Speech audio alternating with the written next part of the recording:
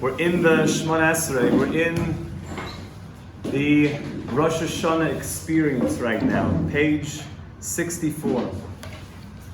We're going to speak about something now, which is something that's not always the most popular topic. It's such a good spot. Not always the most popular topic, because we get a little bit like, we're going to speak about something called pachad. Pachad. Anyone translate that? Fear. Scared, trembling a little bit. Pachad, Yitzchak. And Hashem made all the emotions.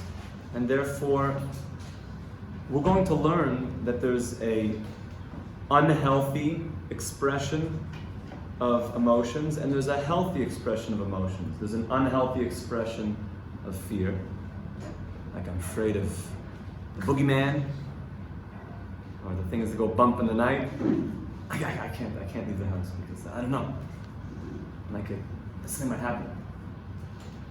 And then there's a healthy expression of fear, which is to fear the one and the only one. That's what the Baal Shem Tov's father told him before he died. He said, fear no one but the one. There's only one to fear. Not your boss, not the boogeyman, not spiders, whatever. You have to only fear Hashem. We don't like to hear that word fear. It's not like, we like to hear about love, passion, beauty, intimacy, nice words like that. Fear is like, no, thank you. But Hashem did make such an emotion, we have to learn how to use it properly. So, we're at the section of the Amidah, and this is going to be a big theme. So if you look inside, page 64, you see where it says Kedushas Hashem, holiness of God's name. This is the third of the blessings of the Shemona Esrei. All Shemona Esrei has a theme of 3 in the beginning, a middle section, and then 3 at the end. What are the 3 first blessings? The Avos, holiness of God's name. Is it 64? 60, yeah. On the Hebrew side, it begins Kedushas Hashem in the middle. Gevuros, and then Kedushas Hashem. Oh, you guys are already on Yom Kippur.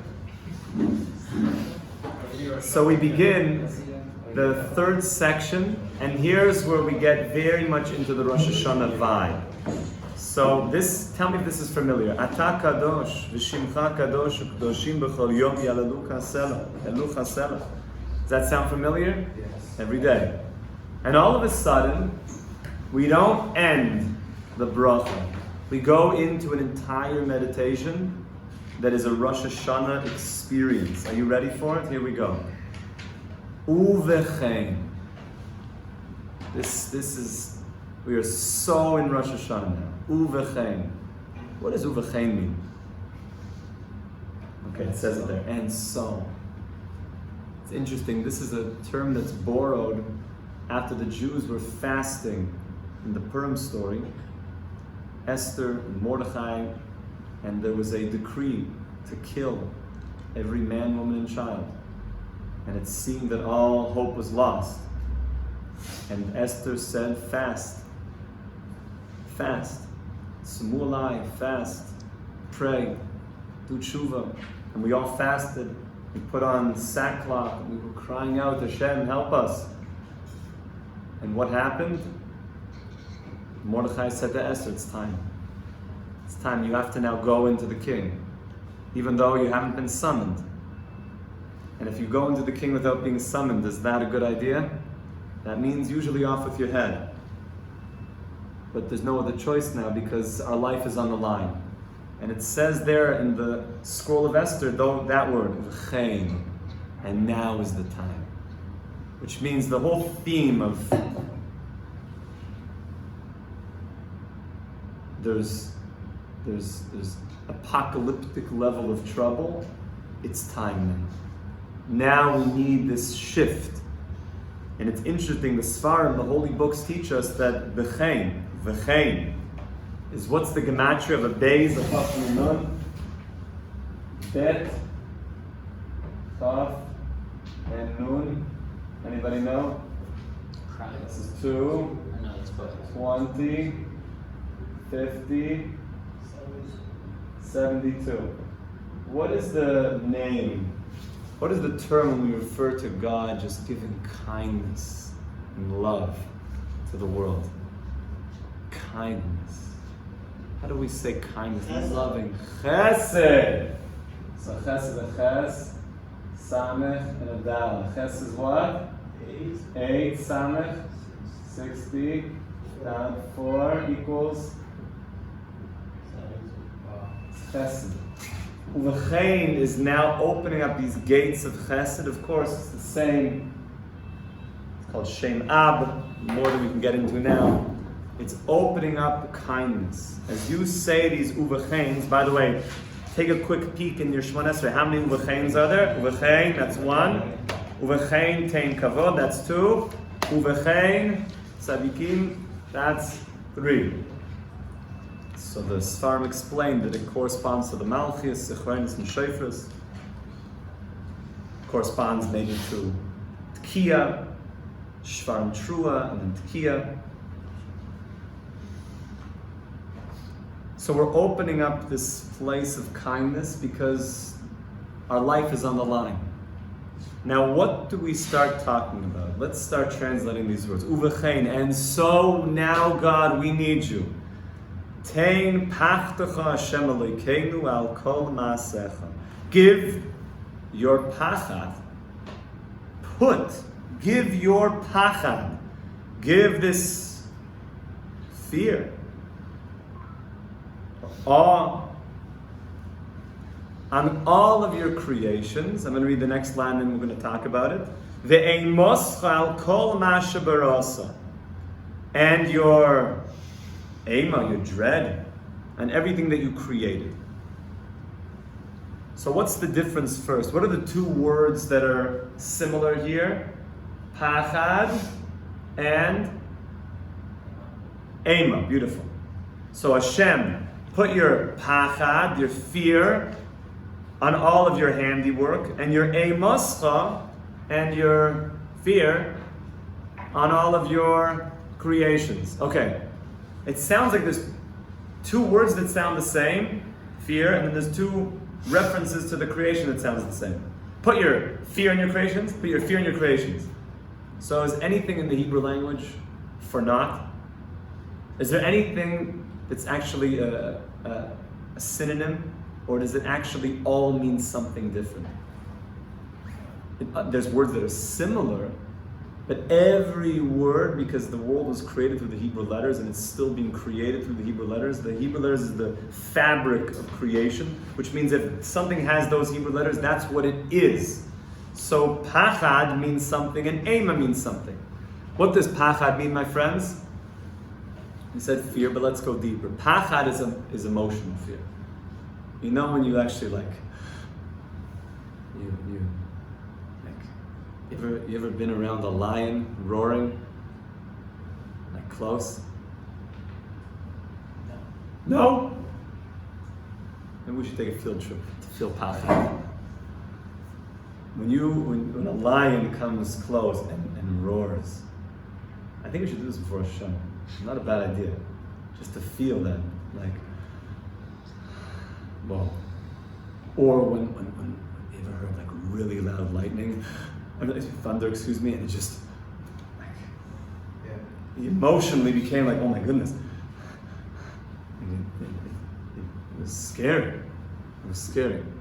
Pachad is when you emotionally feel a certain fear. Ema is when you intellectually think that something is scary.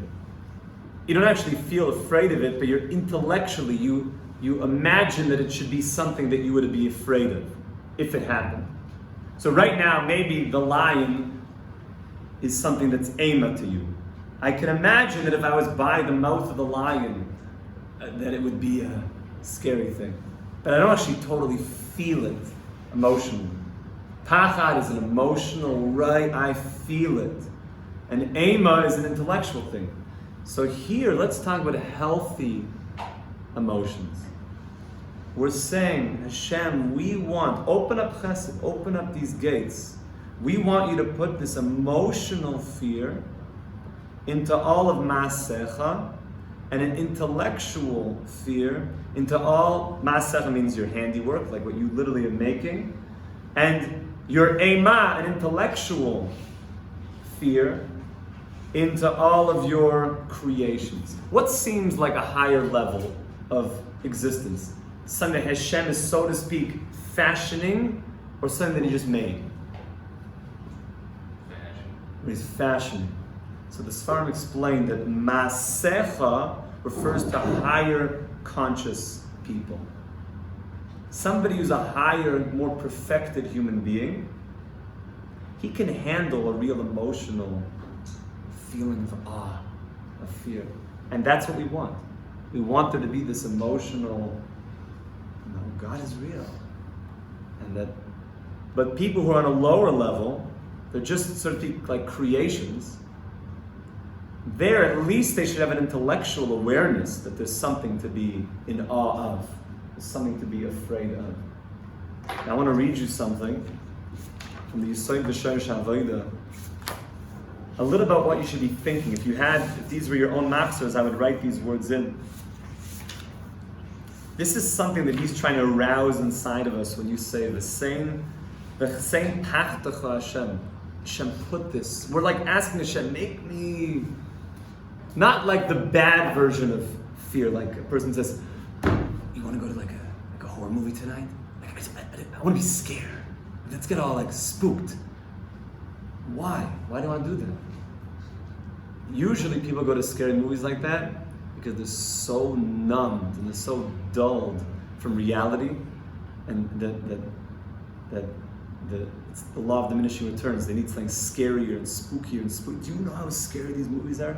They're like intellectually disturbing. They're like very disturbing nowadays. Yeah, it's so weird. Don't even, please, do me a favor, do not watch them anymore. Ever. Please do not watch these things. I hate them Like so back in the much. day when I was growing up, they had these things like Friday the 13th and stuff, and that was already very scary. Like you get disturbed, horror movies. You get disturbed. They've gotten so much worse that like psychologically they go into you. Why do people want to be disturbed? What are you doing? Don't go. It's like, let's go watch a horror movie. No, I will not go with you to that horror movie. Thank you very much. Okay? I want Tein Taftacha, the real thing. God, not the horror of some diabolical, psychopath right? It's crazy. It's crazy. It's just that people are lunatics. Literally. That is fear in the wrong direction. Fear in the healthy direction is this. Look what we're going to talk about. We're saying, Hashem, please give this healthy emotional fear to the creation. Why? You should think the following. I'm reading you from one of the holy books. You should feel, until how much longer will it be, Hashem, that your name, Hashem, your holy name, will be disgraced by the evil nations of the world. That they say, oh yeah, God, God, Oh, what can he do? I made this $1 billion, not him. All that stuff. Who is this God you speak about? That was what Paro said. Who is this? I know not of this God. Yeah. Until he drowned you in the sea of reeds. But the world talks like, who is this God? Who is this God? Now, by the way, they had a National Day of Prayer. I think maybe some of you guys heard about this. In America, there's such a thing to have a National Day of Prayer. The president commemorates it by making a prayer. I just want you to know that, as I understand, from the people that have told me and have done research into this, this was the first time that God's name was not mentioned in a National Day of Prayer. Now, that's a very interesting thing. All the American presidents until now mentioned God, because who else do you pray to? So the question is, what exactly are you praying to? Like, that means we're praying to what exactly? So on the National Day of Prayer, we don't talk about God. Yeah, because who needs God?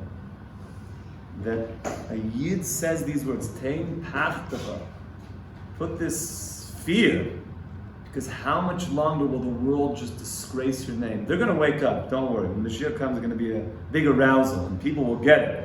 We're saying we want it now, Hashem. Wake people up.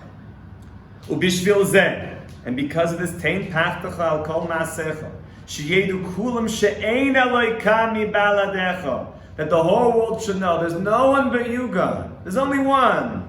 Shema Yisrael Hashem Elokeinu Hashem Echad. There's nothing but you, God. It's only one. V'yisgad al shimcha v'kol ha'umayis. And Hashem, your name should be great with all the nations of the world. There's only one God. This is what we're saying right now is for all of humanity, for the whole world to know. There's only one God. God is one.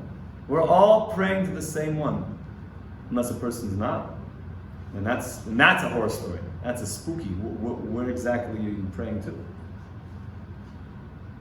Kol zeyacham machshavtai in b'chiyat sum, and all of this, when you say these words, Hashem, tei pachtacha kol ma'aseh, Hashem, wake up the nations of the world. With tears, Hashem, how much longer will the world profane your name? Wake them up. It's time they're woken up. V'manidus gedoyla. And also, when you say a moscha, even if they can't get it emotionally, intellectually, they should figure it out. They should figure it at least to that degree that you can't go to anybody else, and Hashem's the only address. Hashem's the only address. Let's go on. V'yira'ucha kol ha'maisim. We're back inside the text here. And they will have a fear. Now we're in Yira.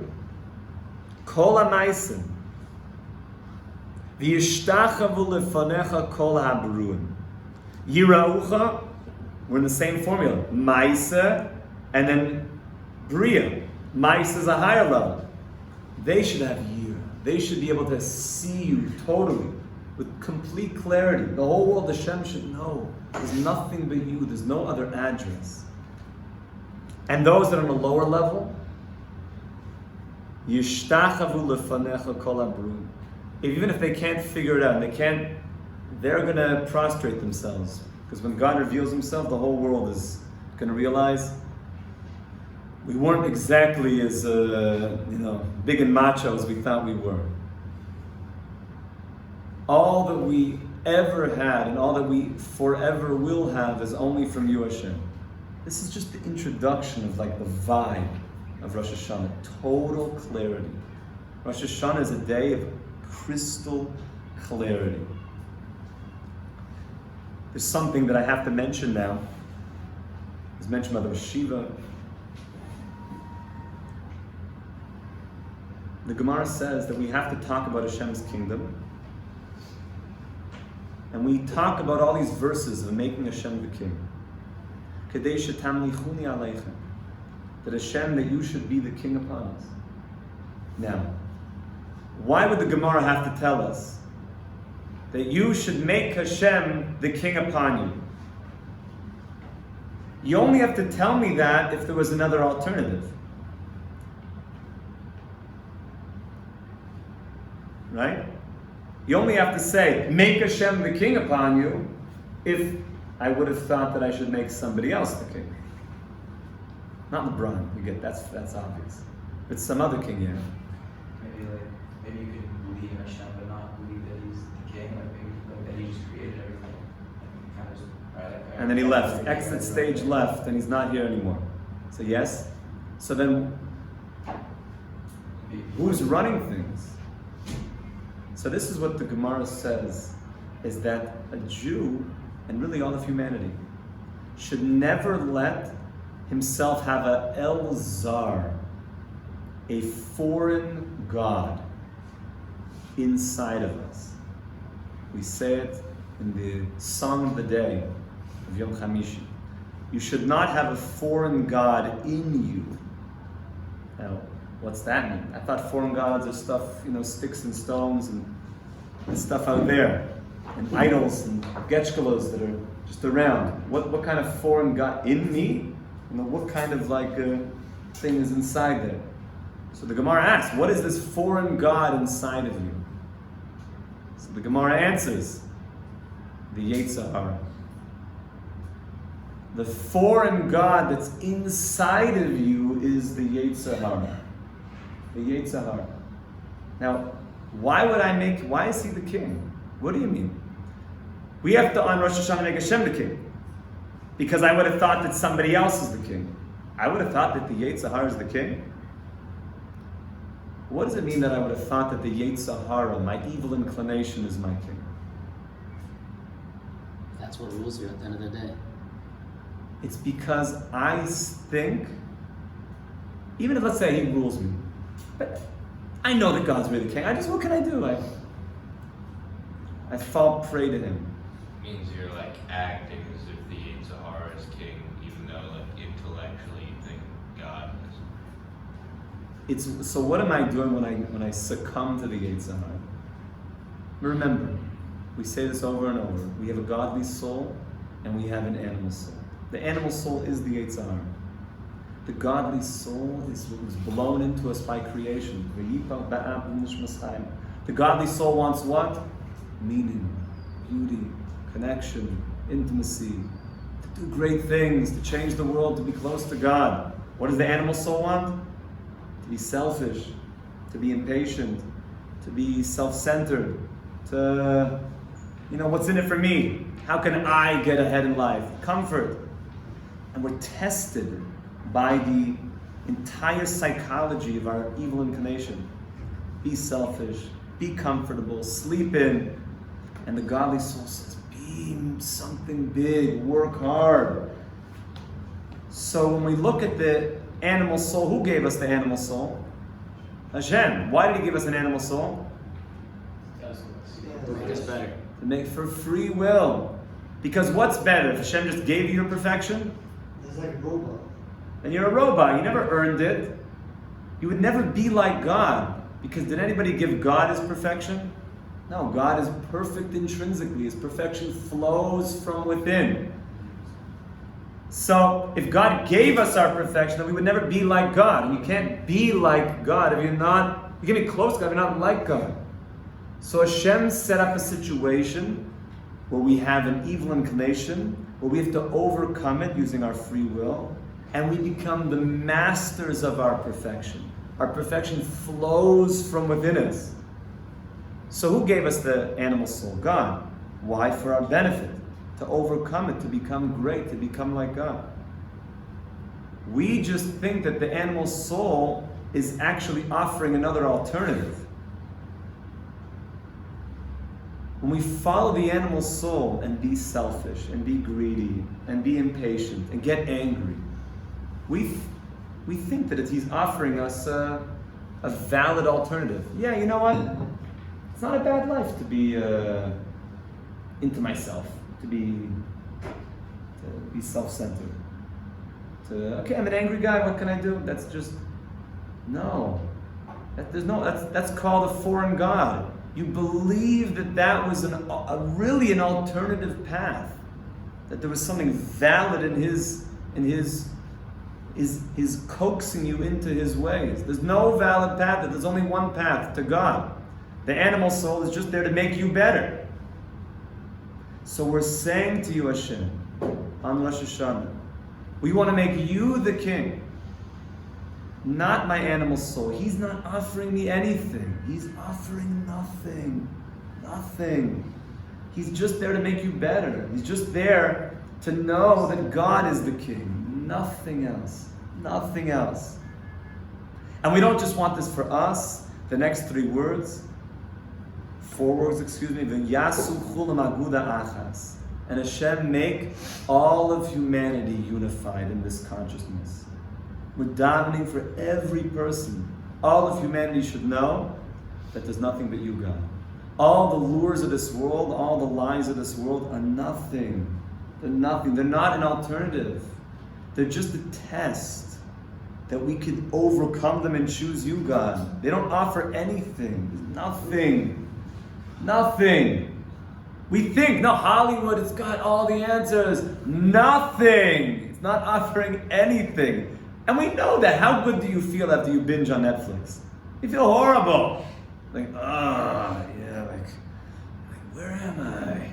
9 hours later, Doritos all over you, beers. Oh, you don't feel good. But you thought it was promising you something, right? Otherwise, why would you watch 9 hours of it? It had a promise, but it never fills the promise. And it will never fill the promise. It's just a test. God is the only king, the only one. And the relationship, once we understand it, is the greatest happiness there is. Bezrat Hashem, to be continued tomorrow. Have a wonderful day. Amen.